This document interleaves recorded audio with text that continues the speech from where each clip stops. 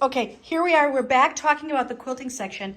Okay, tell me everything. So I believe as a quilter, this would be a great space. You can have 4 machines easily set up in here, or you could even on 4 on each table. 2 on each table. 2 on each table. Yeah, 4 on each table, like across from each other. You'd have plenty of room to sew. Because like I have my serger and my sewing machine there. Right. And you know, you come to a quilting thing with all your squares ready, and then you all just get together and sew.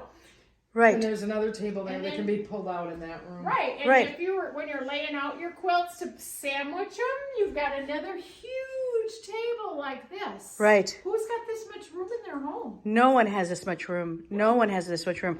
Plus, we have an extra space back here for ironing, and we have the most beautiful iron goddess here. There she is, ironing just silently. Just silently. So you could have had more than one ironing option. Yes. So that's here as well. But this really is the spot This was not me. for quilters love right here. Say like We will see you here soon. And we have this other room that's attached to it. So you can also just have some sitting space and some other just loveliness.